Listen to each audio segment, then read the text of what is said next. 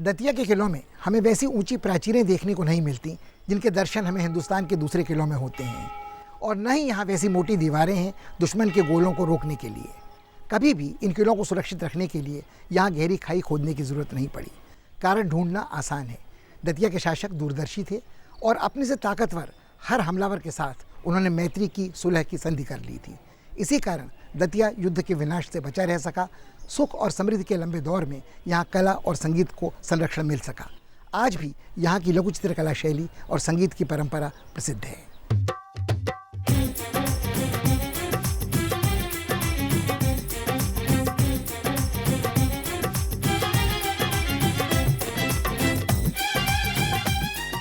दतिया का किला मध्य प्रदेश में स्थित है और झांसी से करीब 30 किलोमीटर दूर है।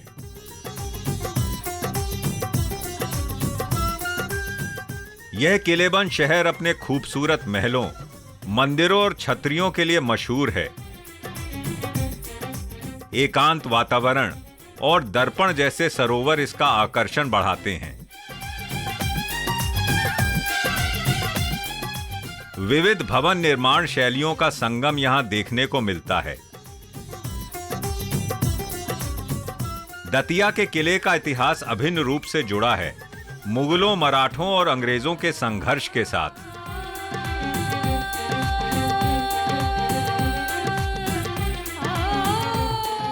दतिया सैकड़ों वर्षों से कला, संस्कृति, इतिहास का एक प्रमुख केंद्र रहा है। बुंदेलखंड की एक प्रमुख रियासत दतिया थी और हमारे पूर्वज जो यहाँ के राजा महाराजा रहे, उन्होंने बहुत ही समृद्धशाली परंपराएं स्थापित की। मुगल बादशाहों से हमेशा हमारे रियासत के राजाओं के अच्छे संबंध रहे। औरंगज़ेब के दरबार में तो दतिया के महाराज दलपत राव का बहुत बड़ा स्थान था। हिंदू राजाओं में मिर्ज़ा राजा जयसिंह जो जयपुर के थे, उनके बाद द्वितीय स्थान महाराज दलपत राव दतिया का था। उन्हें 3000 की मनसब थी। दतिया ही बुंदेल शासकों की मूल रियासत थी। जब मुगल बादशाह जहांगीर ने वीर सिंह जूदेव को ओरछा का शासक बनाया तो उन्होंने दतिया अपने छोटे पुत्र भगवान राव को सौंप दी। मुगलों का साथ देने के कारण दतिया के राजाओं का संघर्ष मराठों के साथ 18वीं सदी में निरंतर चलता रहा। 19वीं सदी के आरंभ में दतिया के शासकों ने अंग्रेजों के साथ सुलह कर ली और उनका संरक्षण हासिल कर लिया।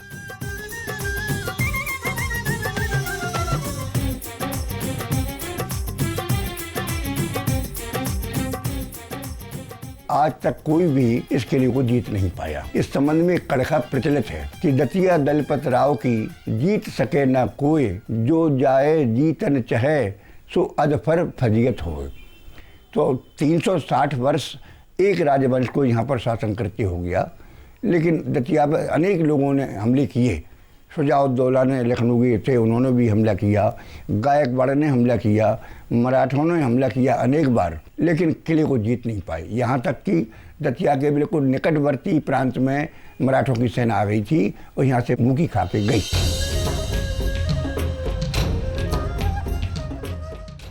दतिया के बुंदेल शासकों को दिल्ली के बादशाहों का संरक्षण प्राप्त था। इसी कारण अपने किलों की सुरक्षा के लिए किसी खास बंदोबस्त की जरूरत उन्हें महसूस नहीं हुई। मोटी प्राचीर का परकोटा, इस पर बने बुर्ज राजसत्ता की महिमा का ही प्रतीक थे। उनकी सामरिक उपयोगिता सीमित थी।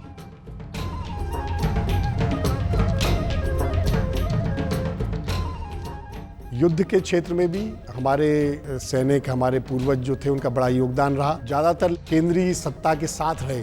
वहाँ जब आवश्यकता पड़ी तो दूर दूर तक युद्ध लड़ने गए। अफगानिस्तान में काबुल तक गए, दक्षिण भारत में, महाराष्ट्र में, यहाँ तक कि कर्नाटक, तमिलनाडु के हिस्से तक भी मुगल सेनाओं के साथ युद्ध किया। हमारे दतिया के जो 4 प्रथम राजा थे, महाराज भगवान राव, शुभकरण, दलपत राव और रामचंद्र, ये चारों के चारों अलग अलग लड़ाइयों में शहीद हुए, मारे गए। दतिया एक किलेबंद शहर है। नगर की रक्षा के लिए मोटी मजबूत दीवार का एक परकोटा था। प्रवेश द्वार बख्तर बंद थे। निरापद दतिया में सुख शांति विराजती थी। भांति भांति की सांस्कृतिक गतिविधियां यहां फलती फूलती रहीं। Datia was a literary center. Datia Library is a very famous library. It was reputed to be one of the best libraries in North India at that time. And the whole Pakhavaji Gharana developed there with Kudayam Singh Maharaj and people like that. And there was a whole business of Pakhavaj being done there.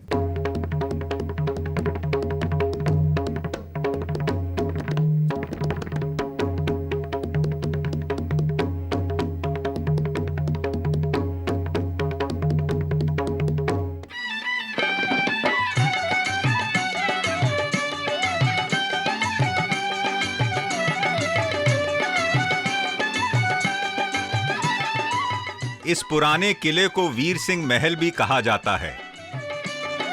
Veer Singh Judev ने इस महल के निर्माण के लिए दूर दूर से कुशल कारीगर और कलाकार बुलवाए थे। हिंदू और मुसलमान शिल्पियों ने मिलजुल कर भवन निर्माण का और सजावट का काम पूरा किया। इसीलिए बहुत सारी शैलियों का सह अस्तित्व यहां झलकता है।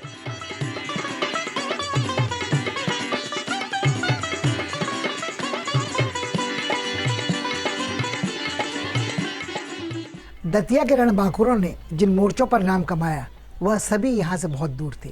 कभी बल्ख तो कभी बदख्शां, कहीं काबुल तो कहीं कांधार। यहाँ के लड़ने वाले अराकान के घने जंगलों तक पहुँचे। मुगलों के दक्षिण अभियान में उन्होंने महत्वपूर्ण भूमिका निभाई। अपनी इन यात्राओं के दौरान यहाँ के पराक्रमी शासकों ने इस देश की अनेक भवन निर्माण शैलियों से परिचय प्राप्त किया। उनमें से अनेक के दर्शन यहाँ होते हैं।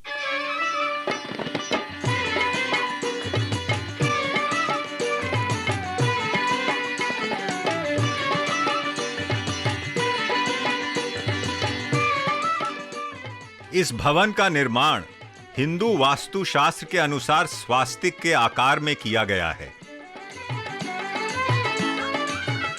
आचार्य शुक्र की पराशर योजना का पूरी तरह निर्वाह किया गया है।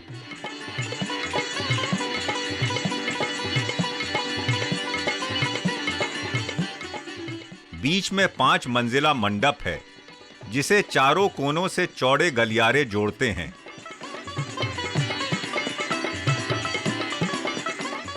इस किले में बहुत कम कमरे ऐसे बचे हैं जिनकी सज-धज से इस महल के मूल सौंदर्य का अनुमान लगाया जा सकता है।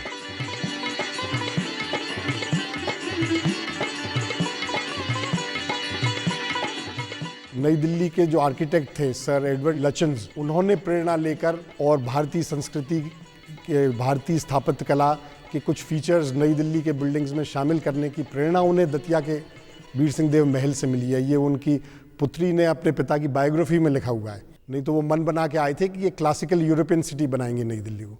उनका मन को बदला दतिया के पुराने महल ने। ये बहुत बड़ी चीज़ है।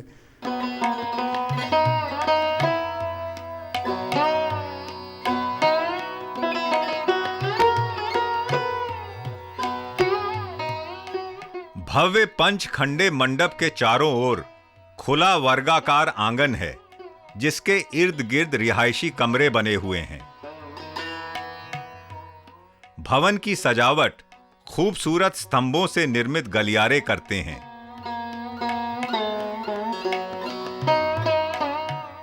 यह गलियारे विशाल भवन के एक हिस्से से दूसरे तक जाने का पथ तो बनाते ही हैं, अपने संतुलित निर्माण और सौंदर्य के कारण एक अनूठी छाप देखने वाले पर छोड़ते हैं। इस तरह का स्थापत्य जिसमें भवन के विभिन्न हिस्सों में ऐसी अद्भुत समरूपता और समानुपात हो, पहले पहल दतिया में ही देखने को मिलता है।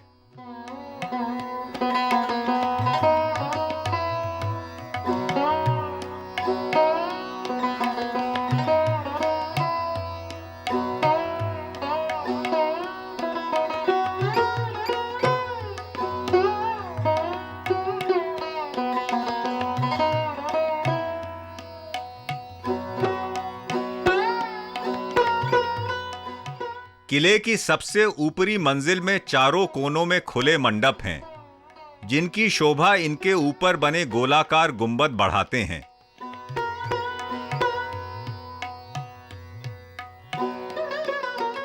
बुंदेला भवन निर्माण शैली की ये एक ऐसी खासियत है जिसका बीजारोपण दतिया में ही हुआ जान पड़ता है और जिसका विकास अन्यत्र भी देखने को मिलता है।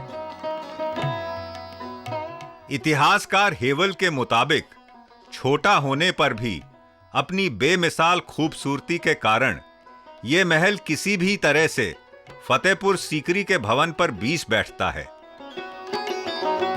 Fatehpur Sikri is Hindu architecture in Islamic settings. Datia is Muslim architecture in Hindu settings. Because if you see the art and architecture of it, it reminds you of Fatehpur Sikri. Because there are causeways on all four sides and they are joining with the square buildings. It has got domes, it has got arches. It looks not like that of Rajput, original Rajput architecture. So it is a kind of Islamic architecture and in a Hindu settings. With all kinds of glazed tiles, it looks fully Islamic architecture, but it was of course done by a Hindu Raja and a Rajput Raja.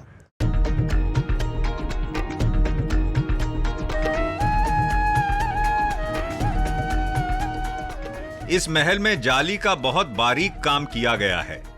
इस तरह की जालियां सिर्फ सजावटी नहीं थीं, वह एक राजसी चिलमन का काम भी करती थीं और स्थानीय जलवायु के अनुकूल भवन को शीतल और सुखद बनाती थीं। सख्त पत्थर को बड़ी मेहनत से काटकर उसे अलग अलग डिजाइनों से निखारा गया है। यहां यह काम इतने बड़े पैमाने पर किया गया है कि यह सोचना तर्क संगत है कि यह कौशल स्थानीय संगत राशों का ही है। Microcosm that a great ruler is creating. It's a world in miniature. And whatever the needs are, whatever physical needs, emotional needs, they are supposed to be met in that little confined space, which is forbidding from the outside but delightful inside and so on.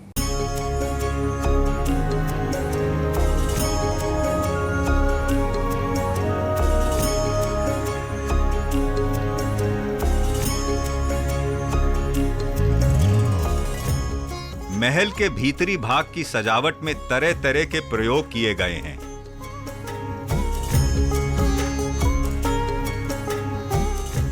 कहीं पच्चीकारी देखने को मिलती है तो कहीं दीवारों को रंगीन चित्रों से सजाया गया है।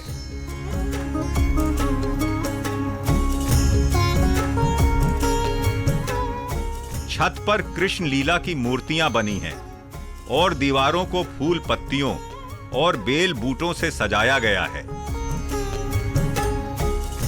मुगल शैली के छोटे छोटे खूबसूरत आले भी दीवारों पर बने हैं।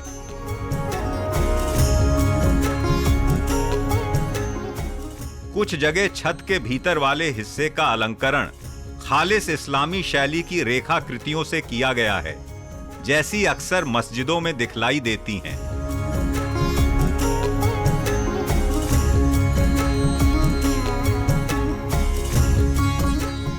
यहाँ सुख शांति रही और यहाँ काफ़ी विकास हुआ। यहाँ की जो दतिया स्कूल ऑफ पेंटिंग्स है वो मशहूर है, पूरे विश्व में प्रमुख संग्रहालयों में आपको देखने को मिलेगी और बहुत ही अच्छी स्तर की कला दतिया स्कूल ऑफ पेंटिंग्स मानी जाती है, जिसमें मुगल परंपरा के साथ साथ मालवा के परंपराओं का भी उसमें मिश्रण है और एक अलग ही एक स्टाइल है।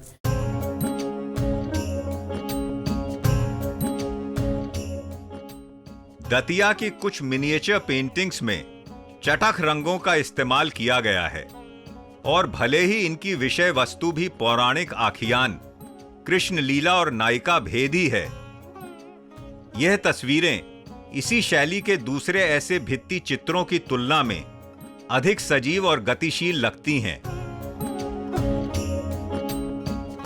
जिन चित्रों में हल्के रंग काम में लाए गए हैं वह कोमल भावों को बहुत सुंदर ढंग से व्यक्त करते हैं।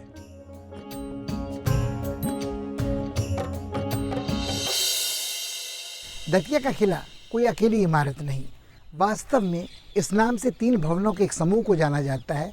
पहचाना जाता है किले के रूप में, जिनका निर्माण अलग अलग शासकों ने अलग अलग समय में करवाया। इनमें देखने को मिलता है समन्वय न केवल मुगल और राजपूत भवन निर्माण शैलियों का, बल्कि हमें पता चलता है उन शासकों की पसंद का, रुचियों का, जिन्होंने भवनों का निर्माण करवाया, इनमें जोड़ा, घटाया, मरम्मत करवाई। गुजरे ज़माने में यह तीनों किले एक बड़े परकोटे के भीतर थे, जिसके दायरे में लगभग दतिया का पूरा शहर आता था और इस तरह यह एक दुर्गीकृत शहर था।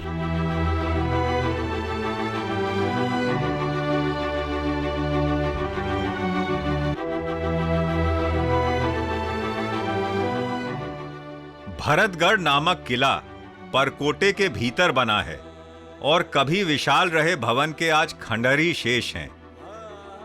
इसका निर्माण भानपुर के बुंदेला नरेश के एक वंशज ने करवाया था।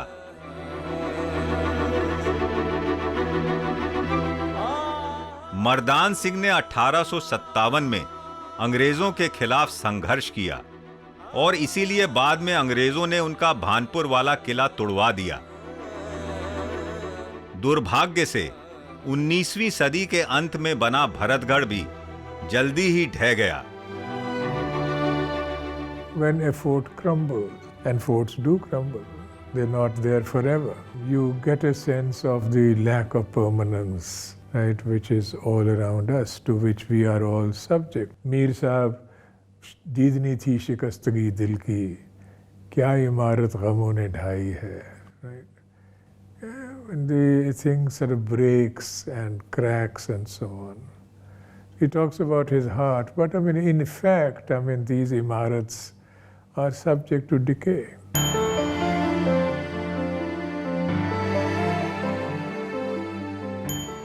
राजगढ़ नाम के ऊंचे टीले पर बने इस किले का निर्माण दतिया नरेश शुभकरण ने सन 1767 में करवाया था।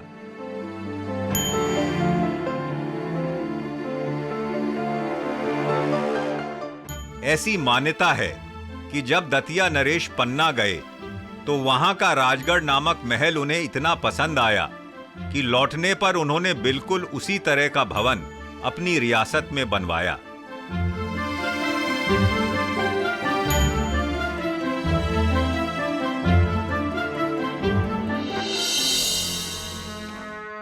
चुंगल चिड़िया मारी राजा गोविंद सिंह बुंदेला ने, गोविंद सिंह बुंदेला ने। चुंगल चिड़िया मारी राजा गोविंद सिंह बुंदेला ने, गोविंद सिंह बुंदेला ने। चुंगल चिड़िया वीर गाथा चारण शैली में दतिया के शासक राजा गोविंद सिंह द्वारा अफ्रीका के जंगल में दरियाई हाथी के शिकार का बखान है। दतिया की जनता का बड़ा आत्मीय नाता अपने शासकों के साथ था। उनकी पराक्रमी उपलब्धियों पर वह सब गर्व करते थे। उस सामंती युग की अनेक स्मृतियां दतिया के महलों में अनायास सजीव हो जाती हैं।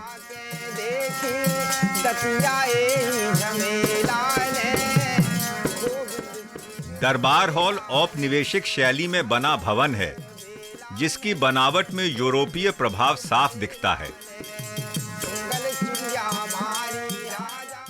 छत के ऊपरी भाग में कंगूरे बने हैं। कहा जाता है जब इस भवन को बनाया गया था तब इसकी मजबूती जांचने के लिए इसके ऊपर हाथियों को चलवाया गया था।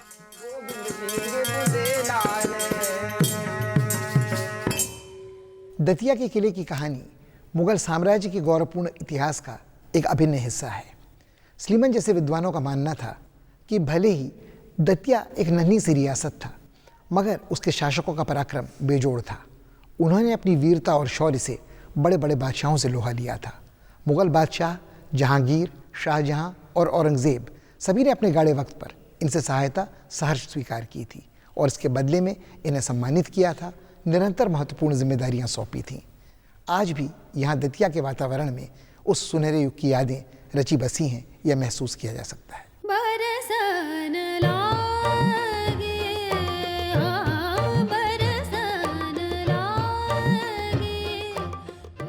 दरबार हॉल का भीतरी भाग किसी विलायती राजमहल के बैठक की याद ताजा करता है।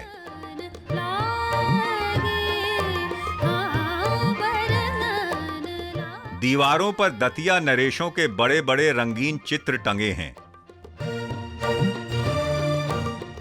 साथ वाले हॉलनुमा गलियारे में शाही शिकार की ट्रॉफियां सजाकर रखी गई हैं।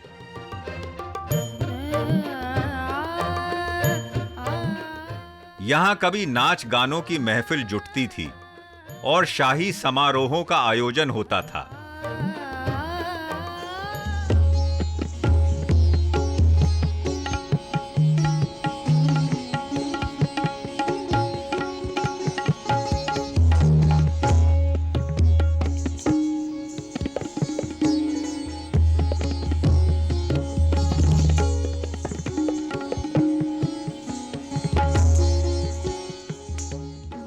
दतिया के शासक विविध कलाओं के संरक्षक के रूप में प्रसिद्ध रहे हैं।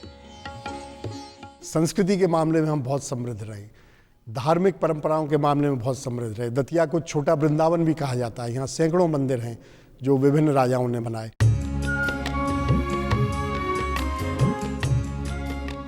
बुंदेल शासक कृष्ण भक्त थे और अपने किलों महलों में उन्होंने अनेक सुंदर मंदिरों का निर्माण करवाया।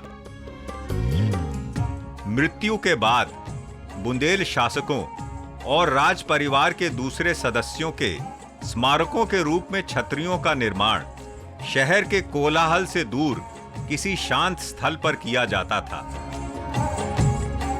बुंदेलों की मंदिर और छतरियां बाहर से लगभग एक से दिखलाई देते हैं।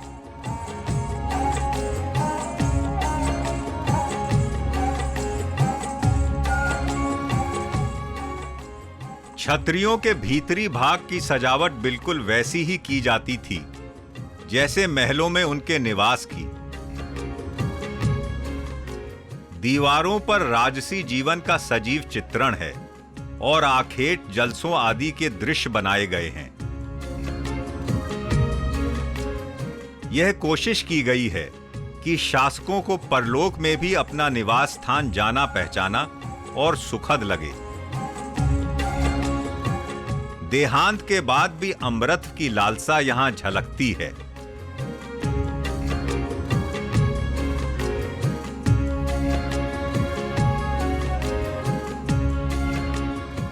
They also, in a manner of speaking, try to tell you that everything, including royal grandeur and opulence and bravery and love, pass. That they were there one day and they are no longer there. These places are also reminders that one should not think that one is permanent.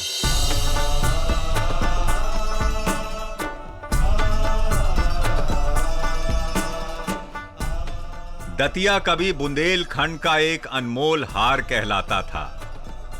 जिसके जगमगाते जवाहरात थे उसके किले और महल। जाने कब ये लोक स्मृति से धीरे धीरे लुप्त हो गया। इस भूली बिसरी विरासत से अचानक साक्षात्कार एक सुखद अनुभव है।